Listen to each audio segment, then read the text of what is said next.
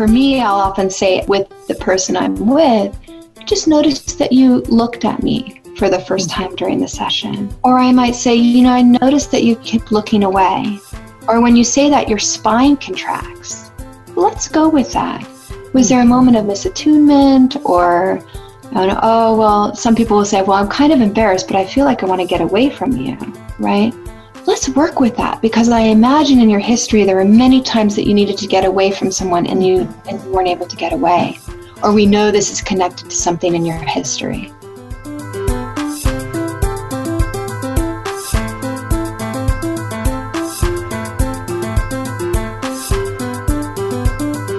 Hey, everybody. Hey, everybody. Welcome to Therapist Uncensored. This is a podcast that breaks down interpersonal science into practical and understandable tidbits. And as you listen, I can just imagine little light bulbs of insight appearing above your head. You're going to be surprised and touched at what you learn about yourself as you get more accurate and in-depth view of your mind and your heart, and as you figure out those close to you.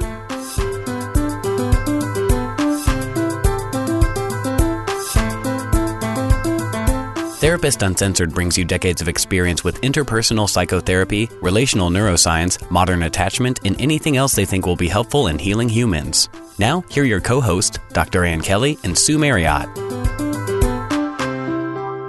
So, hey, everybody, I'm so excited to bring to you an expert in the field of somatic experiencing. Her name is Abi Blakeslee. So, hi, Abi. Welcome to the show. Hello. Thank you for inviting me. There is an audience member that recommended you, and we are going to thank her at some point when that comes through. But that's how we found out about you, is somebody you trained, that you mentor, someone thought you would be a great guest. And as I've learned more about you, I know our audience is going to love to learn more about the nervous system and taming the nervous system and all of that. So can we start maybe by just saying a little bit about yourself so that people can understand where you're coming from? And then maybe if you'll just go ahead and jump into SE. Absolutely. So I actually started out in my professional life as a body worker. And I love body work because when I was a little kid, when I would rub the knots out of my parents' back, they would get me ice cream. So I got really involved. I got, phone books. I put dimes underneath. I tried to feel the dimes so that I could get better at doing the body work. So I was really, already interested in how people carry tension in the musculature and how to help people to relax. And of course, there was a direct reward. Yes, literally. Right. So for your viscera in your right here. Exactly. So that's the story of how I got involved in all of the somatic work. But when I was working with people on the table, I became really fascinated with a memory that would come up, or maybe an emotion that a person hadn't felt for a long time. And I thought, there's some interconnection here between the mind and the body that I'd like to know more about. So that led me into a master's in counseling and depth psychology, and then a PhD in clinical and somatic psychology. And all the while, I was studying somatic experiencing, which is developed by Dr. Peter Levine. And it really has formed the basis of most of my somatic work, although, of course, I draw from traditional psychology as well. But the transformation that I saw in working directly with the nervous system over and over and helping people to reorganize, we call it the subcortical or the lower brain.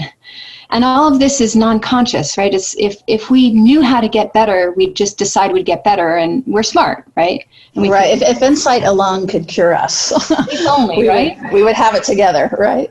But we think that consciousness drives the show, but it really doesn't. And you have all of these habits, all of these ways that we are in the world that's more non-conscious, and that we've developed, some of those are hardwired for basic survival. And then we also have learned responses that get conditioned responses, associative responses that get paired to that over time. But we can work with the nervous system and we can work with the brain, right? Neuroplasticity, thank goodness. And we can rewire the brain. We can retrain the nervous system, as you're saying, and really recover from trauma. But I think it's increased resilience as well. Well, what I love about it, too, is that, as the science comes out and everything, that we can see how more and more we are actually damaged by, neglect or abuse, or there's physiological, structural damage that you can see. And so that can get very depressing, right? But what I really like about SC and what we're all about is there's a lot of hope too. And that, that we can re-regulate and that we can relearn and that we can basically heal and grow, first of all, however old we are, but also whatever has happened to us. So I like the hope that comes with the SC model. So can you just, before we get into some of the more specifics, can you just say a little bit about what SC is, maybe a couple of the tenets of SC, so people can get an outline there? I'd be delighted to. So somatic means body-oriented, and experiencing is a verb. Huh. So it is the experience of the body in the present moment. So all of the work is present-centered. We don't ask, what were you feeling back then? It's as you think about that, or as you're sitting here with me right now, what sensations do you notice in your body? Or what do you become aware of in this moment? And the healing happens in the here and now. So that's really important, that we keep refocusing on what is happening in the body, what's happening in the physiology, what movements are arising, and how can we help, and I'll get more in detail about this as we go along, how can we help the person and the nervous system to re-regulate, or where is it stuck? Mm-hmm. So, okay, here's a question of just a practical question, right? Yeah. So somebody comes in and they want to tell you about their partner and their fight, let's say, or how their child is having trouble at school, or whatever the content is. I can imagine someone feeling interrupted from the process, from the content, even though you're going more to what's the literal, what is actually the dysregulation, what's bothering them. So I get it theoretically, but I am curious, how that you navigate that from going from content to process. It's a wonderful question. People respond very differently. Some people find it an absolute relief that they don't have to tell their story. There's also a way, once you learn the work, that you can do it very seamlessly. And it's important to listen and to connect, right, for somebody to feel felt, as Daniel Siegel says. And then just taking a pause. And what I would say, and this is from a psychotherapeutic model, because we train people in somatic experience, body workers, mindfulness teachers, coaches, all different kinds of ways, because everybody has body and physiology. But I might say something like, what you're sharing is so much. It sounds like such a stressful week. Or it sounds like this has been really difficult for you. Before we go on and come up with some more practical ways that we can move forward, would you be willing to take a pause to just feel into the impact of what you're sharing? And let's see if we can help you to get a little bit of relief right here and now. That's lovely. It's so contingent, and that you're responding so in the moment to what they're putting out there, that if for some reason they weren't able to do that, or ready to follow you, or needed to finish the story before, or that it just seems like that it's kind of like a mother and a baby, that there would be mutual responsiveness. Absolutely. But it's not just a technique that you're going to pound over somebody's head. Yes. I heard at one time, we have new learners, and someone said, I can't stand SE because my therapist just keeps asking me for sensation and I can't access sensation. But I want to tell my story. or they have a layer of dissociation or disconnection from the body for good reason. So it takes time where we might not even be directing somebody to their internal experience for quite a while. I can give a couple of different exercises. It's more around taking a pause from the trauma content, right? And so as a person talks about something that they have a charge around, whether it's high charge stuck on high sympathetic, right, excitation, or low tone, like more in the freeze, low parasympathetic, it can show up in different ways. Taking a pause just from the content and saying, would you be willing, before we go on, just to look around? We call it down-regulating the amygdala. There's all of this threat, right? This warning center of the brain going, something bad is happening, something bad is happening.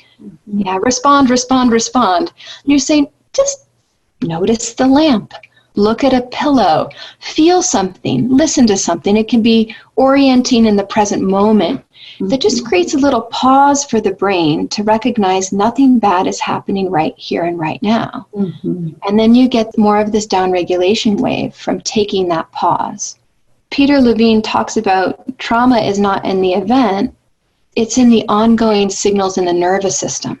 So if I can help someone recognize that slowing down, so this is a piece, right? And actually getting their buy-in to some degree of slowing down, coming present, becoming more mindful, then we might go back into the trauma for a while. And then we might pause, slow down, become more mindful. And that's actually starting to create a rhythm in the system that has been highly stuck in one, massive pattern. It might not even be with sensation, but you are working with the nervous system in the moment. And there are all different kinds of things you can track, from image to the way behavior, the way the person is moving, the affect or the emotion. That makes me think of pendulating, being able to learn to titrate as you're directing them to focus in different places. Because I totally know so many people, when you ask them to do a body scan or with their experience in the moment, it really is, I have no idea. I do not know from my shoulders down. And that's kind of what I was thinking about. And sort of it's a developed skill to be able to translate that into a language that is speakable, that we can talk about. Moving that implicit into words.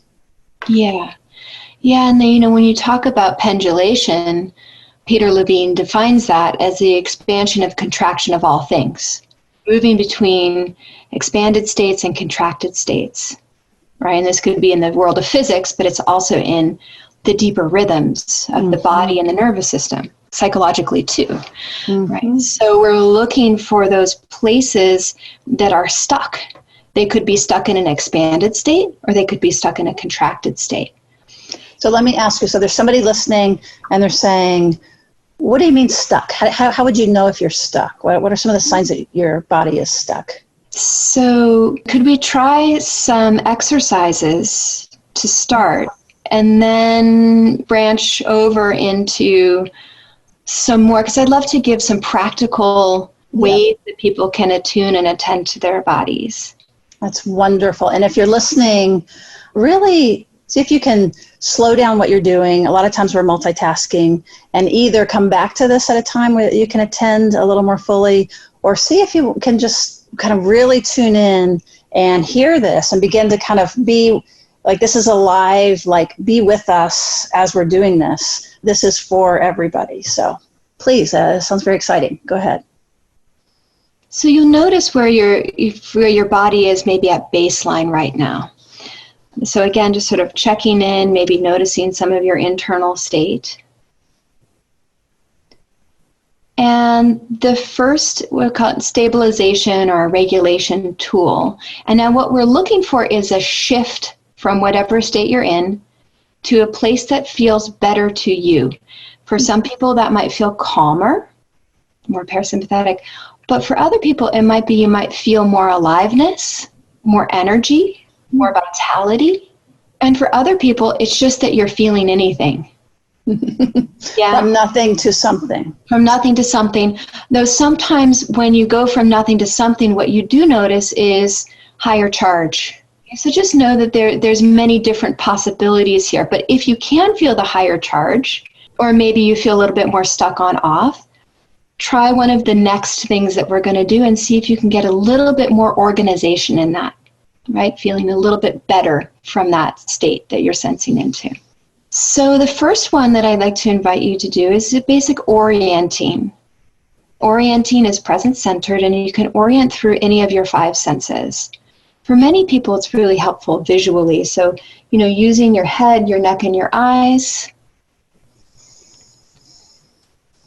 Just beginning to look around this space. Now I can see that Sue's body likes that. I noticed that you took a deeper breath, is why I said that. Or there seemed to be a shift inside. Yeah. There is a way that when, and seeing things, we have created those things to be there. Like there are things. This is my association. And so it's like you see yourself in your environment, or They're your comfortable objects. You often choose the things in your environment. They might be meaningful or soothing or even just familiar. Familiar, absolutely. So that's another thing. People might be able to, just orient more generally in the space, and that can be calming. Now, for some people, visual orienting is not calming. It actually is more distressing, but they can listen to the sounds in the room or your clothing. Many people choose clothing because it's, from a tactile perspective, it's soft or it's rough or it's, there's some kind of feeling that is. So you can help them to notice all of the different five senses and find ways that they can orient that's helpful. So you can also look at a specific object. Where do your eyes land? Where are your eyes drawn? So Sue, may I ask you, if you look around for a moment, where are your eyes drawn? Well, really, through my screen, where I'm seeing my cat move around is one. But as I look around, I've got some live plants right outside of the view that are meaningful to me in different ways. So that's probably, in the physical space, would be these kind of, there's a succulent and then some just cut flowers that are wildflowers that are over there. So, and if you take a moment just to draw them to you with your eyes, and let yourself be in the space with them. What do you notice in your body? What sensations do you become aware of? What's the shift inside? That feels pleasant. I can begin to feel the difference between the thinking and the feeling, so that I'm more noticing what I'm thinking and not saying. So just basically what it feels like is it's just like bringing online, my chest, my heat, even a little bit of heat, comfort, a little discomfort because of there's a way that this is quite personal and intimate and kind of cuts through defenses and doing this publicly. So that was when I was aware of like, well, okay, that's happening and I'm good with that. I want that to happen because this is what happens. Right. And I noticed even as you said that, you took even a bit of a deeper breath. And that's, again, this implicit, this more, the underneath part of us. Yeah, it can feel vulnerable. And yet it's this essential aspect of our being, that we're expressing in every moment, whether we put our words to it or not. Or notice it or. But you mentioned the pleasant feeling with the plants. If we go back, this is, multi dimensions here, what you sort of, your associations to what you're experiencing right now. But the pleasantness, is that in your chest or your throat, your arms, your legs? And what's the quality of the pleasant feeling? Is it soft, warm? For some reason, I think I feel it, this is odd, but like in my cheeks, like my back, like a relaxed back a little bit. Part of my experience is what I'm seeing is it's a handmade pot. So it's has a lot of texture to it. So it's also stimulating, like this is someone's had their hands in it and it's a creation, So that's some of what I was taking in is like, that's a manifestation of someone's hands and mind and heart, you know what I mean? That then is holding the succulent. It's a little bit of a sensual thing. Yeah. And it sounds like maybe even a little appreciation or connection. And there's a little more vitality in that one too. Yeah, that's what I was aware of is like it's not just calming, it's also kind of exciting and stimulating too. Like I can feel both. And the exciting part is in your throat, your chest, and the sensation of the excitement around that. Yeah, it makes me want to like touch it or, feel it. Yeah, so there's the feeling of the excitement on the inside. Does it go upward or outward, or is it tingly? Is it? I would call it a little soft, gentle spiral internally. Like not when you're anxious and you're spinning, right? Yeah. Like that's another experience I can have.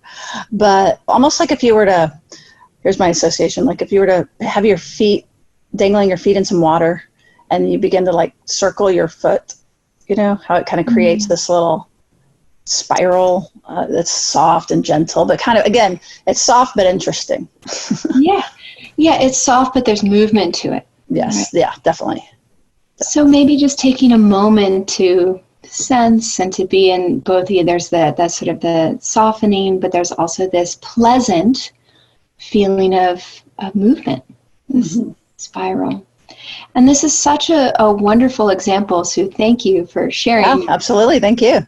Because one of the ways to get unstuck from trauma, a traumatic response, where our physiology is in a survival pattern, we're in high alert as if the trauma is still happening, as if the event is still happening. We're primed to jump, right, to startle. We're primed to fight. We're primed to flee. Or maybe we're stuck in freeze. Whether it can come up when there's an event that's similar to the original event. So something reminds us or reminds the lower brain. Right.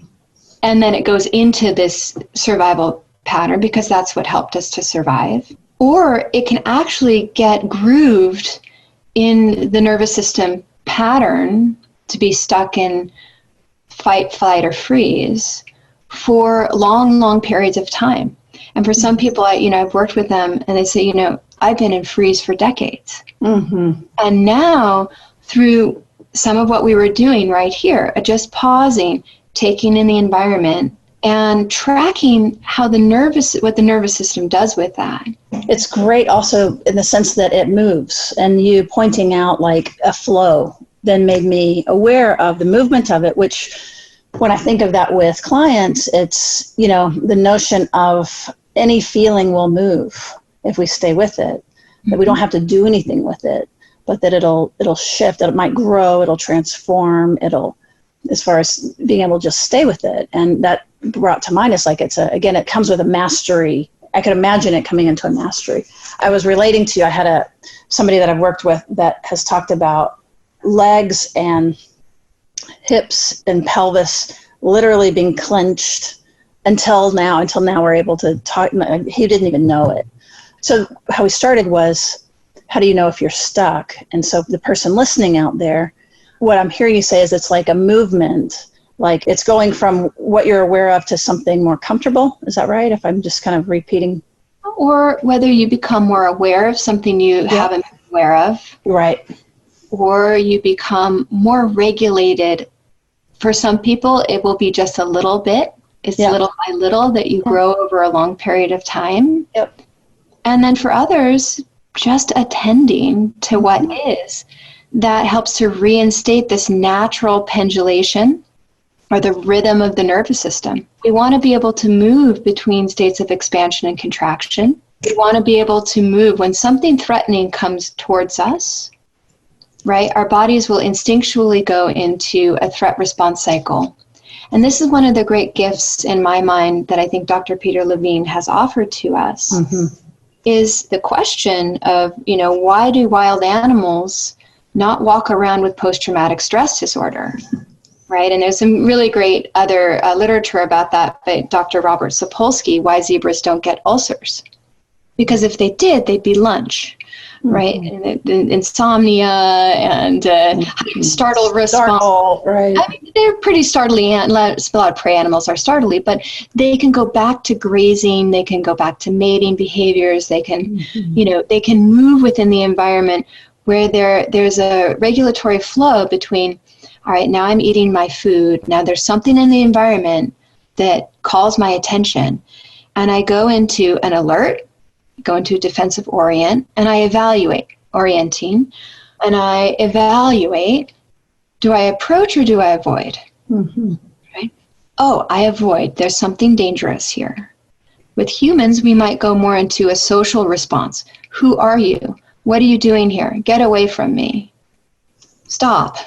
I love both, kind of flipping back and forth between the wild animal and the human, because I really I kind of almost think about ears pricked, orienting, turning, this fast evaluation that's happening.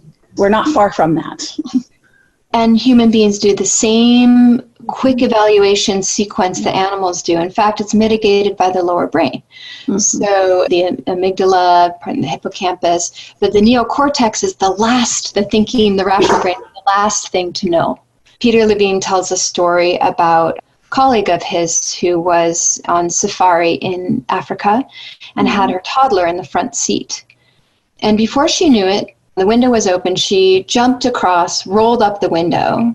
She didn't really know why she was doing it. 2 seconds later, a giant python hit the window and fell.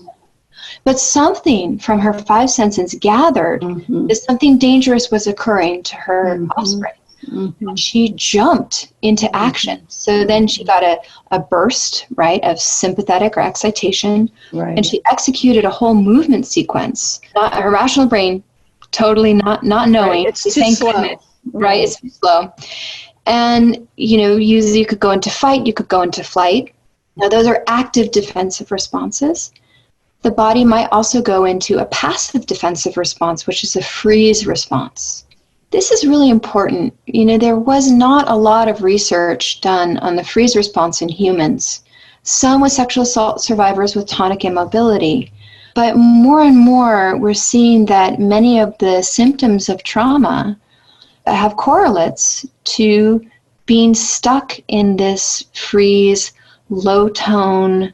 Heart rate goes into a slow state, like for hibernation. Digestion slows down. Low heart rate variability. Circulation, there's nothing pumping to the arms and the legs. So everything shifts into this near-death state. Now, the positive part of that is that you see lots of YouTubes, for example. Type in Impala and the baboon, and you'll see it's actually an amazing video where the impala is caught by a cheetah at a park, and it goes into freeze. Then the cheetah is worn out from the chase. So I think it's a hyena comes along and sort of chasing away. And then these baboons save impalas all the time. It's really amazing. There are many videos of this. But the baboons start to come over and the cheetah kind of moves away. And it gives the impala time to come out of the state of freeze. And you start to see it's barely breathing. It looks like it's dead. And then these deep breaths start to come in. Its eyes start to water, and then it starts to shake and tremble, which is a common response. I'm sure if I asked the impala, how are you feeling on the inside, the impala would say, I'm feeling, cold to more warm or even quite hot, right? And it's sort of this discharge or a state change that occurs as the body comes out of shock, as the animal's body comes out of shock and as the human body comes out of shock. So allowing time, freeze should be time limited. And then you see the impala, it shakes for a while, its mouth is moving, its jaw is moving, and then it just jumps right up and runs away. And then the cheetah comes back and is looking around like, where to go? So it's a survival mechanism that we have, that we share. And tending to the sensations of the freeze and beginning to allow time for the freeze to complete. So this is another important piece along a biological model that Peter Levine talks about. We might discharge or release in the body through sensation, right? Following sensation, shaking, trembling, heat, gurgling, temperature shifts. And then we feel more regulated after that kind of a release. But we also might have an incomplete defensive response. So Peter talks about this as the nervous system is all dressed up with nowhere to go. I couldn't fight the bullies, right? I couldn't get away. So there's inhibited fight or inhibited flight. And then the next time something happens, maybe even later in my life, I have a boss that I need to talk to about some workplace difficulties. But my body is still in inhibited fight, which doesn't allow me to be assertive in a sense. Or if I'm assertive, my body responds as if I'm in danger. So, we may work with the boss, right, and the cues in the body in relationship to that, but it's the inhibited fight. So to go back in the memory, what needed to happen that didn't get to happen. And not in the imagination, because you can say, well, I wanted to push them away. But when you ask the body, as you think about that, as you feel the freeze, and then the person is feeling more mobilized over time, they come out of the freeze into this more mobilized place naturally. What does your body want to do right now?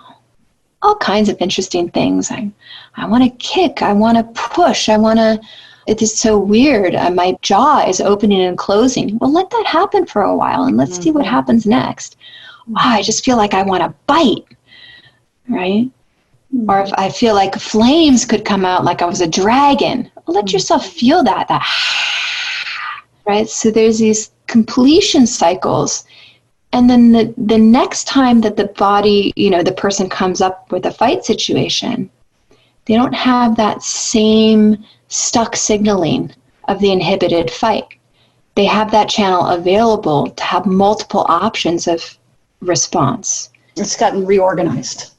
That's right. You've kind of introduced different implicit pathways by completing the act. Yep, and we do that in slow motion, so it's not a cathartic model. And part of the reason why, someone might want to punch a couple times quickly or move their legs quickly for a moment just to feel into their legs, but let's imagine like a running response. So I'd say, feel the bilateral movement, right? Feel the movement of the running and gently let your body feel all of the energy that was there to run out of the building at 911, right? Right? Run out of the tower and feel all of that. My heart is beating, they'd say, right? My mouth is dry and high sympathetic arousal. So feel the energy of that and let your body move with it. They can even let go of the original image, but they're allowing this sort of sensory motor completion. And as they feel the high charge and energy, they're slowly moving their body and the brain is rewiring. I want to move. I can move. I want to move. I can move. All the energy behind that slow movement. I want to move. I can move. And there's a way that slow movement, along with the internal bodily awareness, can help to, as we talked about, retraining the nervous system or with neuroplasticity, it really lays down a more concrete pathway of agency and of capability. Yeah, I really like that. And one of the things it's reminding me of is, and this is this SE, when you're talking about slowing it down, like really slowing it down. And how I've seen that so beneficial is when, for example, when somebody gets very disorganized, to me, I think of it as like it's beginning to map the system, which again makes it from implicit to explicit. But because by slowing it down, it's not that, for example, I'm hopeless always, or I'm in despair, or whatever the thing is. It's like when it's frame by frame, then I think of it as a map or a scaffold to begin to understand it, but also to make it tolerable, to titrate it so that you can go into some of the more painful feelings. Absolutely. Yeah, and if we think about somebody who's shut down, I'll give you a couple more tools that you can use. We talked about orienting. Then there's grounding. So grounding is really the felt sense of where you are in connection to gravity. So some people ground more through their feet, some people through their pelvis, some people through their back. And so where do you feel a sense of weightedness? I'll guide, Sue, I'm just going to guide the listeners through it for now. So noticing in the moment, even if you're standing or you're sitting in a car. I used to live in Los Angeles. Now I live in Montana. So I had those long commutes with podcasts, which now I do miss some of that. Not the long commutes, but the time with podcasts. Working out is the other time that people listen a lot. So yeah. So you can notice if you're working out too, right? The contact with your feet as you're moving. So there's a sense of gravity, and maybe just taking some time to notice a sensation of weightedness. And if you feel more contact with your feet, with your seat, or with your back. And bringing your attention perhaps more to one where you're feeling more weighted. And noticing what sensations you feel in your body. In particular, is this helpful for you in some way? For many people, actually quite a large subset of people, grounding tends to be relaxing or settling, a deeper breath, a feeling of slowing down, a sensation of dropping in, quieting, a softening. But not everybody, because remember, all of these may be more disorganizing for some people. So we're just I'm offering a couple of different tools and see what might work for you. Another is self-contact. So you can notice just how you're standing or sitting in the moment. So, for example, right now I have my ankles crossed, and that's a familiar position.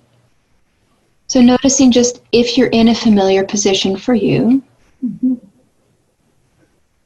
and how that might be helpful, if it's helpful. Your body often goes into these positions because it's containing or resourcing.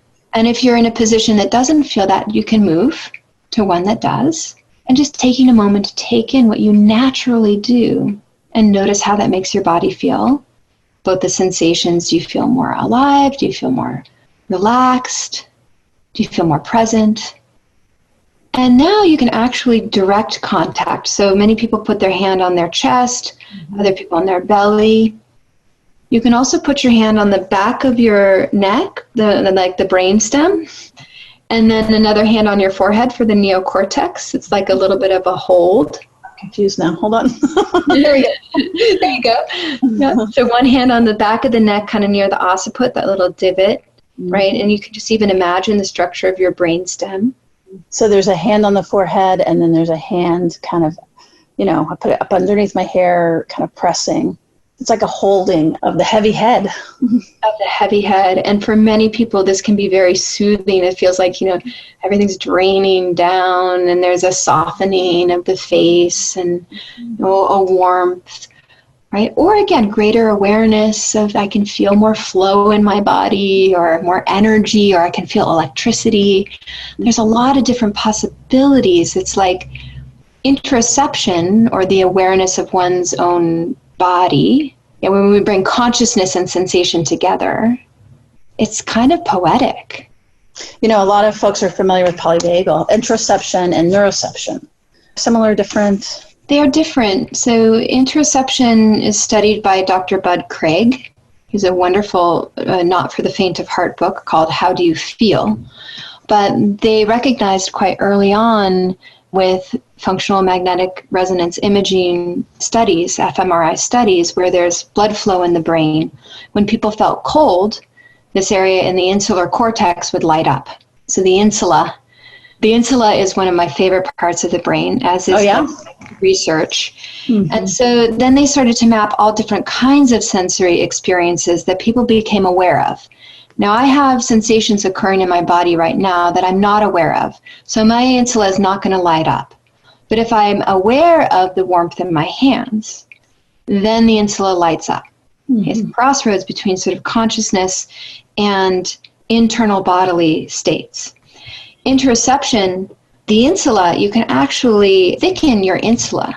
So Sarah Lazar is a researcher, and she talks about how long-term meditators have a thicker insular cortex.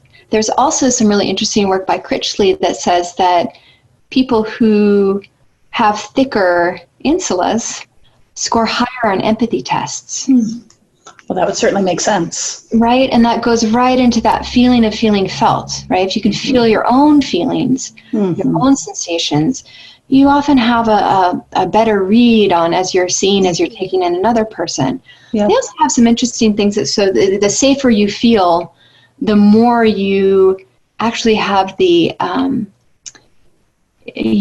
more you can spend noticing your internal states, because they're not inherently threatening. You need to pop out of them just to manage, right? So this is this sort of, we want to be able to create, through sometimes slow titrated movement, the ability to have more and more interoception, and that will benefit the person in multiple ways. Neuroception is really looking at this lower brain assessment that's going on around safety, threat, the safety, danger, and life threat, right? And sort of moving through that polyvagal system. But it's on the lookout, right? The neuroception of safety is what we call it. Right. But you can use interoception, or you can help somebody learn over time how to connect to their internal states, to allow what needs to complete, to stay with, there's an inherent natural pendulation that will occur on its own, given enough time, given enough safety, and that the body will re-regulate. that a discharge will occur, right? Somebody will come out of a heightened state and start to release and then to soften and move at the end of the threat response cycle into this exploratory orienting, right, in the present moment. So they're a little bit different, interoception and neuroception. You know, one of the things I was just reflecting on is like, I'm like a pro hippocampus, right? But what's funny about it is it's like, I'm aware of like words. Like I was using, even my metaphors were languaging the body, being able to language your experience. But I'm loving the insula now because it feels like, again, that bridge into, like, it's not just cognitive. Like hippocampus isn't just cognitive, it's your experience of yourself and making sense, you know, like mapping who you are in context and relationship. But interoception is something that can be developed. Like neuroception just is. It's like gravity or something. It's just true. Whereas interoception sounds like it's something that can be developed. Absolutely. Is that fair? Yeah. Interoception is interesting because for some people, it's like a duck to water. Right? So what do you notice in your body right now? And they're like, I have a feeling of a swirling movement in the lower part of my sacrum, and it's fuzzy, and then there's a clear opening down through my left knee. And for other people, it's like, body, what body? What are you talking about? Now, for those folks, sometimes it's just they've never taken time to attend, but they actually have access. And for other people, there's a layer of dissociation. So I often call it like a psychic byproduct of freeze, although you can dissociate when you're in high arousal or other states.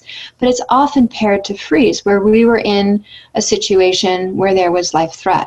And the nervous system can remain in a freeze, and the consciousness can remain disconnected. I'm going to float away and be somewhere else. And when the person comes back into the body, what do they find? The freeze. The terror, the immobility, right? And so then they float off again and try to do other things. But we can find ways through the interoception, right, to say, well, let's be curious when you're gone and when you come back. What's it like when you start to come back? Oh, and well, now I'm feeling constriction in my throat. I feel quite afraid. Then we really need to slow things down and give them some tools. Would you be willing to look around? Hopefully we did that at the beginning of the session or found one of the stabilization tools that might help them. Or knowing that there's nothing fearful happening right now, that this it's a memory from the past. Does it feel like you're able to stay with this for a little while? And let's notice what begins to happen next. Because usually a movement will come or a discharge will come, or what needs to happen for the person to come out of freeze will naturally emerge in the process. So it's a very emergent-oriented somatic work. Now, if the person is getting more and more distressed, we're not going to stay there. We might do some movement. We might look around. We might find the object, go back to the plant or the pot. Right. You know, so Sue, right now, you're making a little bit of movement right, we're talking, right? So there could be a little bit of a movement forward and back or side to side. You say, does the movement side to side actually help you right now in some way? So we catch, right, what the body is already doing that's helping it to move towards the completion. Interoception is quite wonderful, and then it becomes more and more available, and a way of being in the world is that I'm consistently in my body, noticing my internal states, even while I'm talking or I'm driving, or I notice when I'm sitting with someone I'm getting disorganized. I'm noticing that, wow, that was a big shock to my system. I almost got sideswiped right now. I'm going to pull over on the side of the road and take some time to allow my body to come down so that I'm not carrying that and I go back home to my kids and they're like, I need my chicken nuggets. I need my... Right, exactly. And then I might pop into a higher level of irritation. Right, because you've carried it. You haven't completed the act, right? Mom's trying to do 6 things at once. So SE is sometimes known to be more for specific traumas, like car wrecks, what we call the big T's. But you definitely talk about it more developmentally, cumulative trauma, or little t, as we've referred to it before. But when we begin to think of SE developmentally, like I don't necessarily want to totally detract, but what's the relationship between the nervous system and what you're working with there and attachment science and attachment theory? Yes, it's such a great question. And I could talk for a long time on this topic because it's near and dear to my training and, of course, then to my heart. So, the earliest sense of self, we call it the implicit self or the proto-self, we come in and we're just sensory, motor, emotional. There's not the explicit memory circuit, the cognition doesn't develop until much later.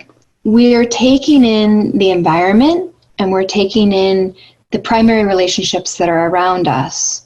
So how we're interacted with. Do we cry for a long time before somebody responds? Do we barely peep and somebody responds? Or does somebody respond in a way that's helpful or not helpful? Right. And we look at some of the research on attachment, and with, like Edward Tronick's work, when you're looking at mirroring, it's about 30% to be the good enough caregiver, right? Thank heavens. Right?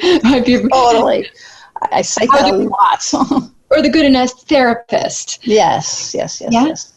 But the need for there to be some level of attunement, matching. The adult is also the parasympathetic regulator for the infant. The infant doesn't have a developed parasympathetic capacity closer into, moving into like 18 months. So, and of course in the first trimester, the first 3 months. And that's why we do a lot of swaddling and rocking, prosody with the voice, right? It's an external... Hopefully, right? Hopefully there's good enough attunement in those sorts of ways. But all of that is recorded, let's say, or it's recalled in the nervous system. So when there's a rupture, when there's poor dysregulated attachment, anxious attachment, avoidant, ambivalent, disorganized, all of these are patterns that also develop in the nervous system. So with anxious attachment, for example, when you're an infant and you're left in the woods, what will happen? You'll die. So the need for connection is a survival response. So let's add in connection as one of those necessary survival responses in the threat response cycle, although this is more in the attachment response cycle. So for people who've been more abandoned, with neglect, where they haven't been attuned to in the way that they might have needed, right? When they form this high anxious attachment. So if you don't give me what I perceive that I need, or if I don't get that connection, I will die. And so, these are the folks that you don't get the call back from the Tinder date, right? And they go into this feeling of like, everything's over. It's like existential dread, right? But it's this high sympathetic charge that's left over from that infant state. And as the adult now, you're not going to die, but it feels as if you could, and the physiology is still primed that way. So I do a little psychoeducation for people because psychology is my background. But even as a body worker too, you work with that high sympathetic rev that's underneath, right? Imagine that's this baby state, right? This wailing. I need someone, please help me. And then notice what sensations go with that. We might do some contact, we might do some rocking in the present moment, noticing how it is to be with me, or imagining an animal, four-legged if people aren't safe yet, right? Or maybe the grounding. It's like, what can you do to just shift that so that the person can regulate a little bit differently? And with early attachment, the somatic work, it's not like a one-timer or a three-timer. It's longer-term work because those patterns took a long time to develop. And we need to come out of the high sympathetic arousal or the shutdown or the bouncing between the two in relationship to the attachment trauma. But really, because we're working in the implicit, we are working with those lower level, right? And for me, I'll often say with the person I'm with, I just noticed that you looked at me for the first time during the session. Or I might say, I noticed that you keep looking away. Or when you say that, your spine contracts. Let's go with that. Was there a moment of misattunement, or, oh, well, some people will say, well, I'm kind of embarrassed, but I feel like I want to get away from you, right? Let's work with that, because I imagine in your history there were many times that you needed to get away from someone and you weren't able to get away. Or we know this is connected to something in your history. So you stay with the somatic work, but there is a way that you're explicitly tying it to these early non-remembered experiences. And I guess that you would say that, I think that you would say, this is what I have come to think, is that what attachment science partly is, it's the manifestation of these physiological defenses, these different, in which there are not that many, right? Because we're just human animals. I mean, so there's not very many things we can do to get safe. And then, so the categories, I think, are an outcropping of what has happened neurologically, biologically in the body. Because from an attachment perspective, we talk about it like internal working models, and it's a map of understanding ourselves and people. But that's kind of what I was checking out with you, was kind of what some of it's boiling down to me is it's actually, again, even when I'm thinking attachment language, I know the biology comes first, but this is like so much that the biology comes first. That was what Mary Ainsworth was finding, and that's what Mary Main, it's the manifestation of the body and of those strategies that we've had to kind of not back our way into, but kind of figure out through. And that's some of what neuroscience is like. The explosion of it has been able to really validate and amplify, so that the attachment science is actually very real and very solid. And it's a little different in the sense that it's looking at behaviorally what happens and then imagining the internal working models. I'm just proposing this, right? But I think somatic experiencing, working in that way, because I'm trying to think of like an attachment therapist would work with that in some ways, and SE would work with that in some way, because I sort of hear both. Because by tying it into mental map, into the internal working model explicitly, but you're still very much in the moment of what the shutdown is now. Is that a fair way to describe it? It is. And sometimes, you can pick up the explicit pieces, or somebody has some sort of story, and that can be helpful. But other times you just follow what the body is doing. Yep. Mm-hmm. And the person may have no memory. Let's say abuse occurs when they're, 4 months of age. Nobody in the family knows about it. But once you start tracking the body, there's that neuroception of safety goes into a life threat quite quickly. And the person says, why does this keep happening to me? Every time I want to be intimate with my partner, I'm starting to go into this freeze. Mm-hmm. Or it was all fine until there were all these other life stressors. And then intimacy became a challenge. It's sort of like a cumulative stress, right? Nervous system experienced. So, we can work directly with the freeze and not necessarily know the content, which is very freeing for some people too. So this has been so incredible, and we could just obviously keep going and going and going. But I feel like that we've really been able to pepper and give people some things to think about. As a way of wrapping up, are there things that you would want people to really know and take away from this podcast, whether it be skills or knowledge or anything like that? Absolutely. So, trauma is not a life sentence. Neuroplasticity exists through lifespan. And a lot of the time, you touch into sort of the meaning or what's happening in the moment. But the more you can befriend your nervous system, the more you can develop interoception, the more you can start to check in with yourselves. Whether, you're a therapist and you're helping others, but even when you're sitting in session with your clients, and for those of you in all other kinds of profession and in your lives, what do you notice in your body right now? What sensations do you become aware of? It might just be basic, hot or cold, open, constricted, basic paired opposites.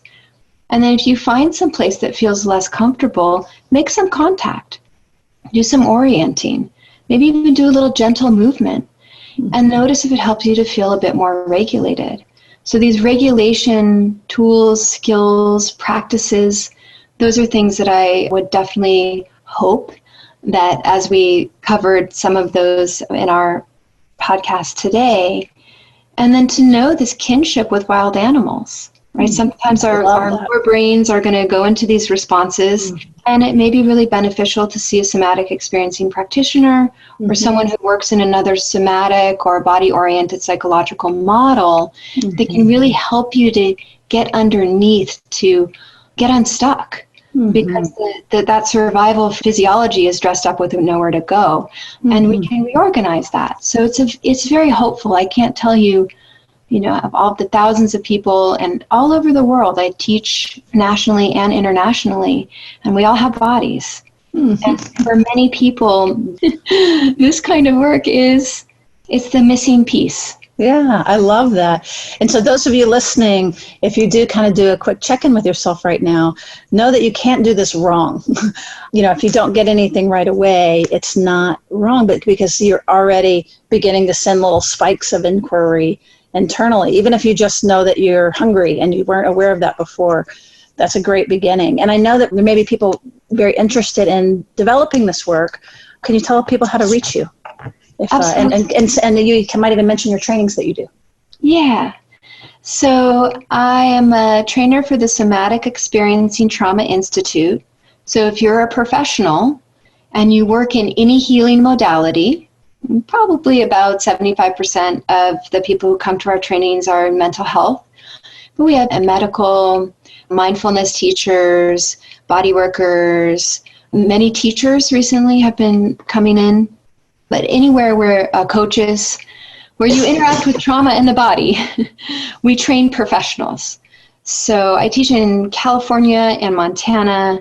I teach in Australia, and I'm starting a training in Singapore. But we have trainings all over the world. So if you are interested, you can go to traumahealing.org. And then there's also somaticexperiencing.com. That's Dr. Peter Levine's website. You can find some great videos of him working, of doing some more somatic experiencing. He has sometimes classes for the general public. Other times it's for, again, practitioners who want to learn more of the work. He gives public speeches, so that's a way to find him. And then my website is abiblakeslee.com. And I really encourage you all to follow up and follow through with these resources. The training is incredible. You'll find in our show notes, when the way that you find that is you just go to the podcast, therapistuncensored.com/episodes. And then you'll see all the episodes. You click on any episode that you would like to see, and it'll pop up an incredibly rich set of show notes. So it'll be a summary of some of what we've talked about, but it'll also be all the links. And what we're going to do is she has generously provided us a couple of PDFs and things like that for anybody. It's not just for therapists, to kind of continue to introduce what the model is, introduce Peter Levine, and we'll also put some books on there. Is there any particular book you would recommend for folks? The two books that I would recommend, and there are many that are quite wonderful. In an Unspoken Voice is Dr. Peter Levine's newest book on somatic experiencing. And then for those of you who have kids, it's a wonderful book. It's called Trauma Proofing Your Kids. Oh, wonderful. And it's Peter Levine and Maggie Klein. Oh, good. And that is a short book. It's meant to be for care providers. If you are a therapist, there's also Trauma Through a Child's Eyes. They've been on the bestseller list on Amazon for many, many, many, many years. So wonderful. So if somebody isn't familiar with Peter Levine, and we're just going to get, because he has several, would his latest book be where you would recommend they start, or at the beginning? That would be where I recommend that they start. Okay, his latest one. Yeah, the original book is called Waking the Tiger. Yes, that was transformative for sure for me. And it's a soft read. Doesn't have quite the level of detail that in an Unspoken Voice. An Unspoken Voice has more about what to do, more up-to-date neuroscience and physiology, but it really describes, it's more descriptive. But sort of the general theory is really nice in the Waking the Tiger. So you can go to a bookstore or take a look and read a little bit online and see what you're kind of drawn to. Exactly. I do refer Waking the Tiger to some clients too. Mm-hmm. It has a really nice poetic flow to it. In a way. Yeah, it's an easier read, probably. It sounds like. I haven't read the new one, but Well, that is incredible. Well, thank you so much. Tons of material here. And I know particularly people are interested in, okay, we understand about this. Now, what do we do about it? So this is kind of an intro on some of those things to do of moving states, moving blue to green or red to green, and also mapping your system so that you can have more mastery over your nervous system. That's sort of the taming of it. Yes. If people are looking for practitioners, traumahealing.org, which was the first website I mentioned, is where you can find a practitioner directory and you'll find people in your area. Okay, well, very much appreciate it. It's been really delightful. Thank you so much. Yes, thank you. Bye-bye.